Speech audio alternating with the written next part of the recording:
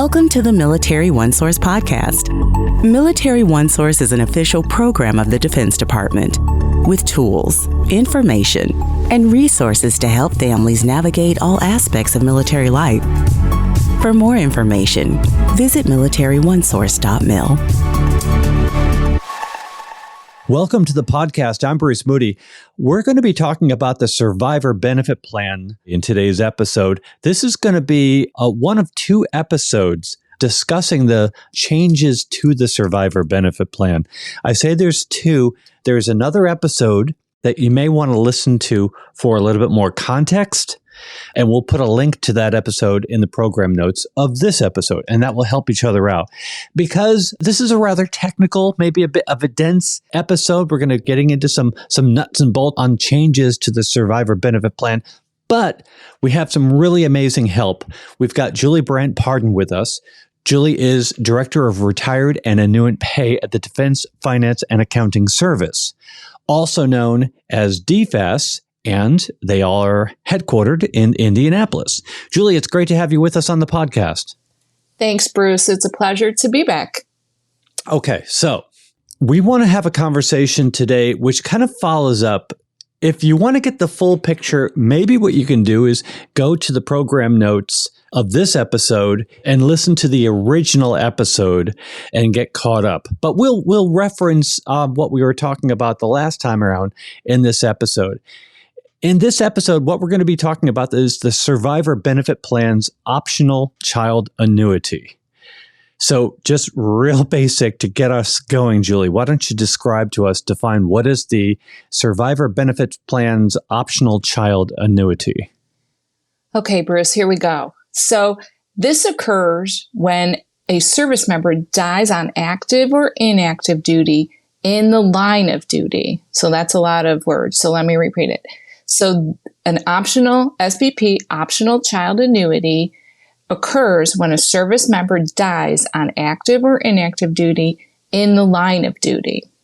So if that occurs, the surviving spouse can request to have the Survivor Benefit Plan annuity paid directly to an eligible dependent child or children instead of to the spouse. That's why it's called the optional annuity for dependent children, but sometimes referred to the optional child annuity because they had that option. The spouse had the option to either designate it for a child or children or to themselves.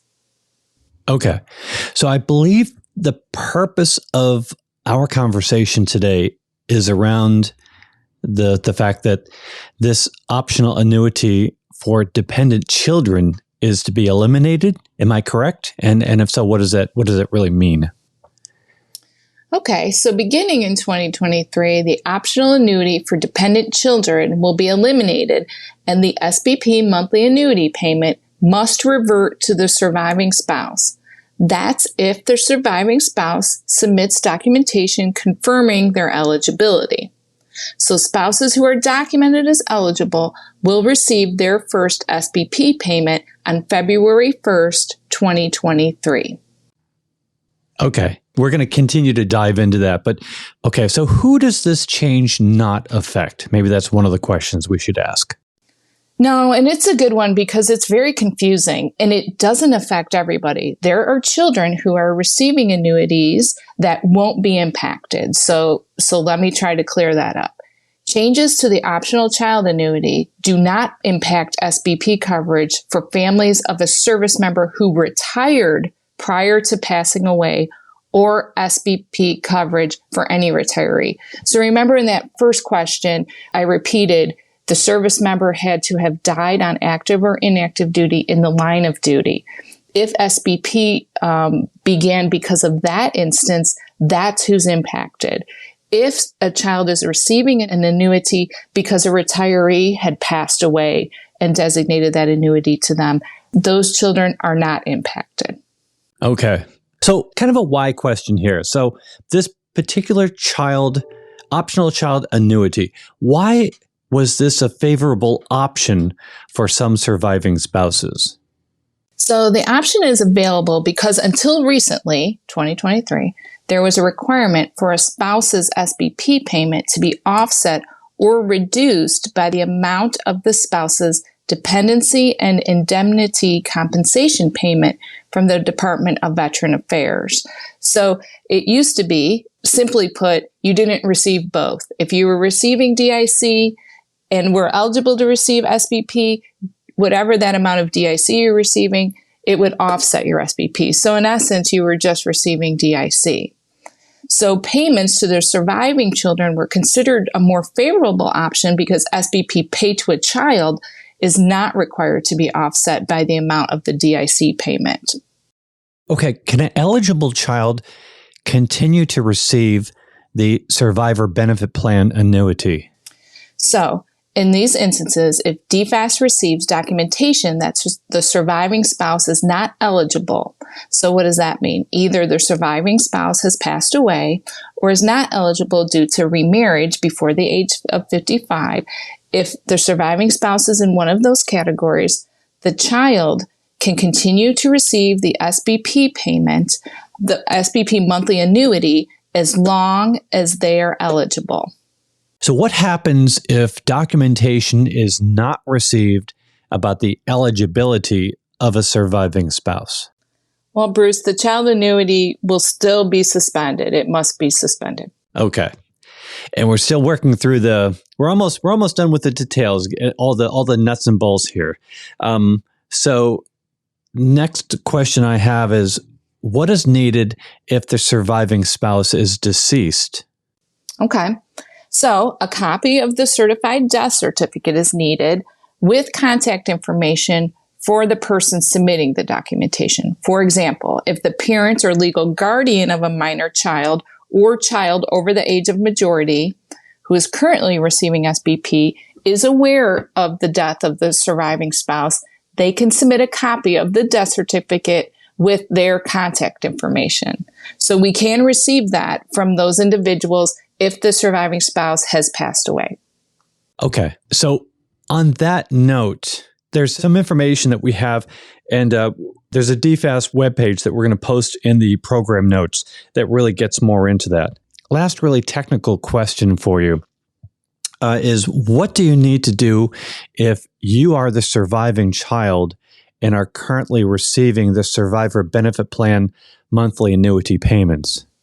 So for now, you need to continue to provide eligibility certifications when required. So for example, that would be like a school certification or certificate of eligibility or report of existence. And that aligns with current processes. Okay, so we covered a lot of details here, and I've got two more links that we're going to put in the program notes. Can you just give us just kind of a brief description of what people can get from these two links?